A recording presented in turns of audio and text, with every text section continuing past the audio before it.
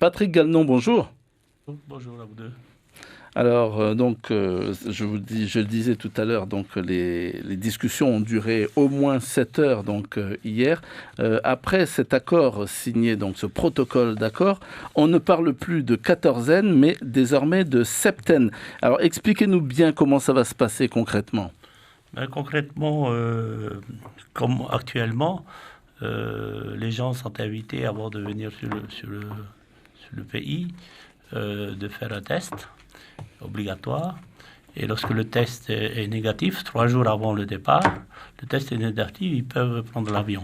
En arrivant en Polynésie française, il est prévu que, à travers la plateforme METIS, une très très forte recommandation pour que 4 jours soient prévus pour qu'ils évitent au maximum les interactions sociales. Donc, oui. voilà. Alors, même question que votre collègue tout à l'heure à 6 heures, Maïnuité Marie. Vous trouvez que c'est un bon accord ? Bien sûr, c'est un bon accord parce que tout d'abord, nous avons évité une catastrophe de la grève sur une catastrophe qui est la maladie, enfin la Covid-19. Et de ce côté-là, on est extrêmement satisfait d'en être sorti. Donc, il ne manque rien. Sur les 7 points que nous avons discutés, c'est sûr que nous avons eu des réponses, mais concernant la multiplication de tests, malheureusement, nous n'avons pas pu conclure avec le territoire le fait que faire des tests massifs de l'ordre de 4 000 à 5 000 tests par jour, et ils nous ont répondu qu'en l'état actuel des choses, c'était impossible. Donc, c'est un peu malheureux de ce côté-là.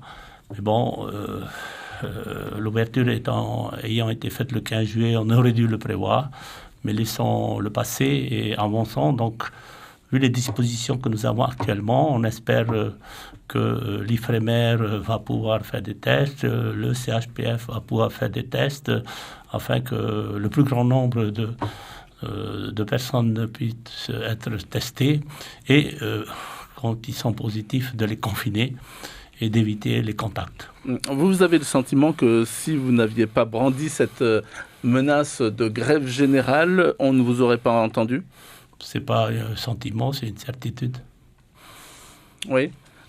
Il faut à tout prix en arriver passer par là.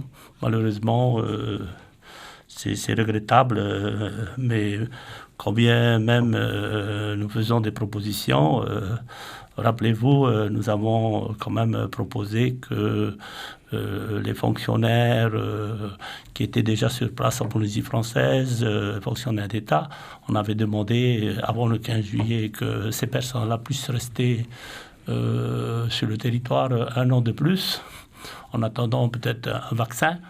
Peut-être cela nous aurait évité, si on nous avait écouté, cela nous aurait évité tout ce préavis de grève, très certainement.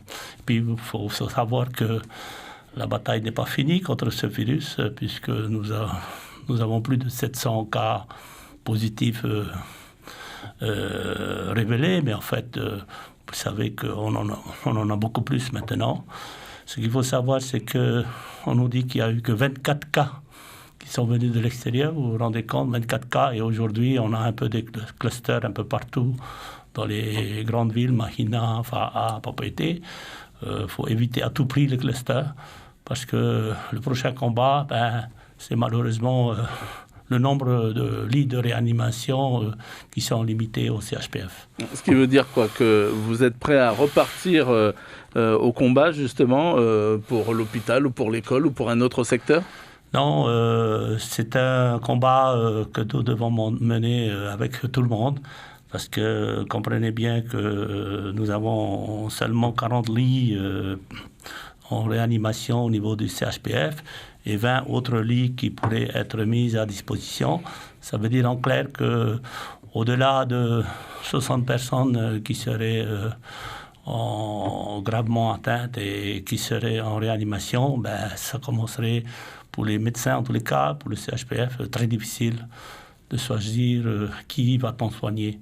Donc c'est un combat très dur pour les médecins. J'espère qu'on n'en arrivera pas là. C'est pour ça qu'on demande à ce que les gestes barrières soient respectés au plus haut niveau afin qu'on évite cette situation.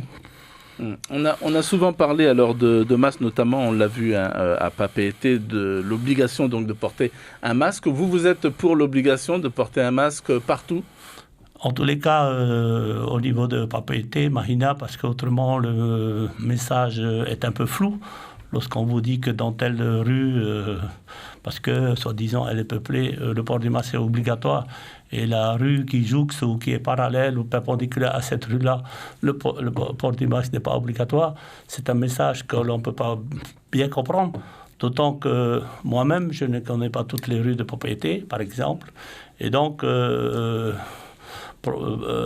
prévoir que sur Papeete, par exemple, l'ensemble des masques, le port du masque est obligatoire, c'est plus parlant que de déterminer des rues, etc.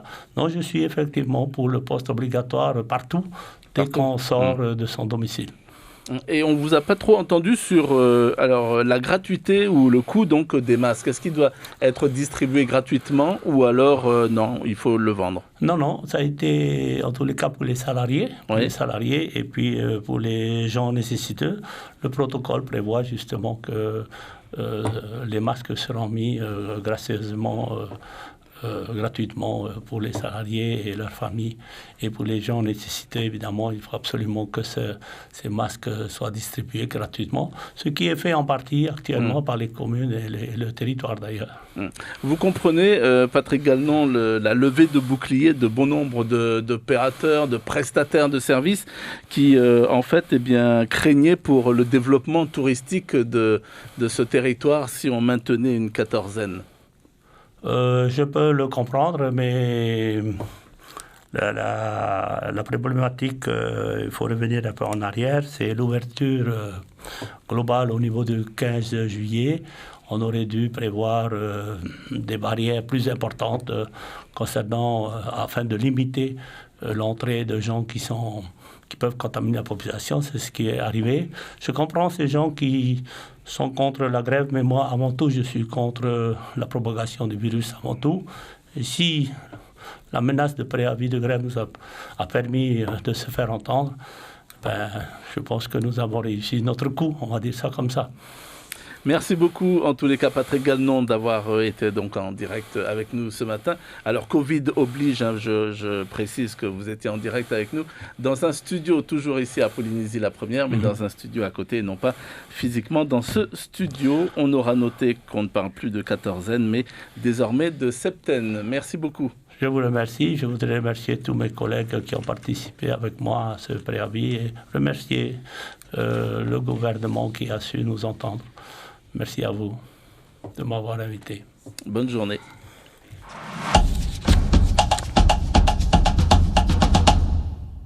Polynésie la Première, le réflexe info.